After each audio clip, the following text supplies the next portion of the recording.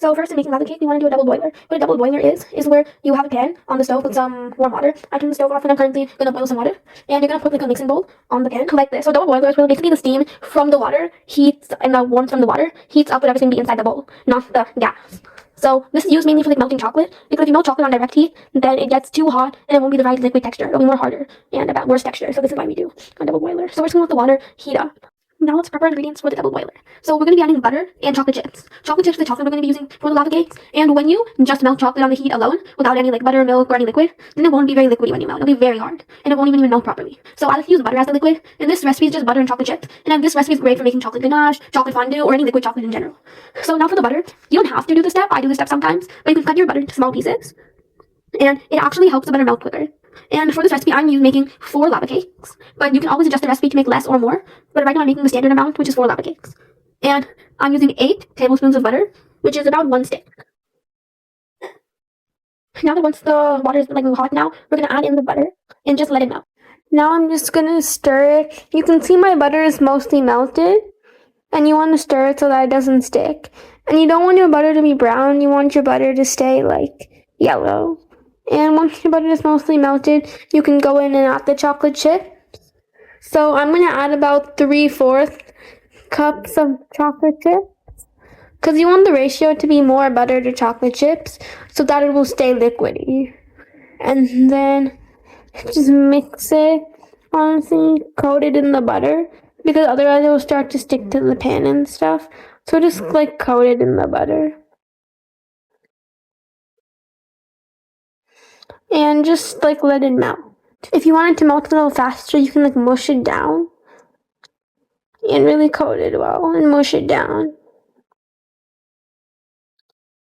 So now just leave this on the heat on low flame until it's like fully melts and it's liquid.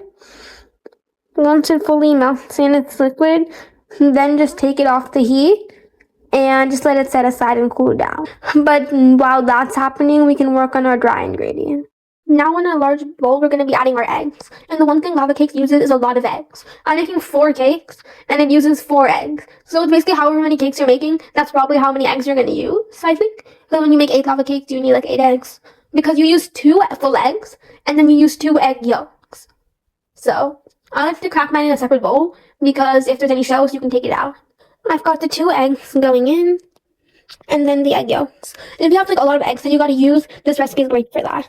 And comment down how you separate your yolks and the whites. You have a machine, you use like a water bottle, your hands, what do you use? What I do is I kind of crack the egg, and then within the this eggshell, I like swivel it and spill the whites into the bowl, saving the yolk. And then I pour the yolk into the bowl, into the mixing bowl. Now the egg whites and the eggs and the egg yolks are in.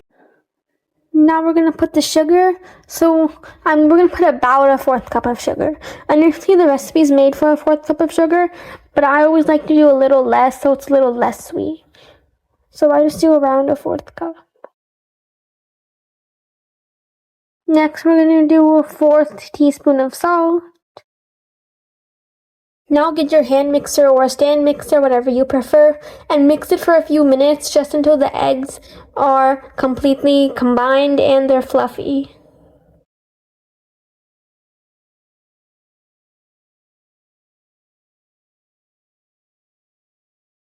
Now you can see how fluffy these eggs are. They should be white in color now. Now we're going to go ahead and add in our melted chocolate mixture. Okay, so now I added the chocolate mixture. You can see there's still a little bit of like chocolate spray left on here. Don't worry about getting all the chocolate. Just try to get as much as you can into the bowl. But whatever you don't get, I usually just purposely leave like a little bit so that I can eat it. Because like eating the extra chocolate, this chocolate mixture tastes so good. So I love like just like eating a little while I bake. Now I'm going to add 1 teaspoon of vanilla extract. Now with the spatula, just fold it in. Fold it in means go from the side, fold it in, and then go through the middle and make a cut, kind of. It's not fully mixing it, but it's like folding it gently. Because this is a very delicate dish. If anything goes wrong, then there might not be liquid lava inside. I don't even fully understand how there's liquid lava inside, but there is. Just fold it in until the chocolate's mostly combined. Now the chocolate's combined, we're going to add the flour. For the flour, we want 3 tablespoons of flour, but we'll need more later when we're greasing out the rim machines. Then you're just going to fold it in until it's combined.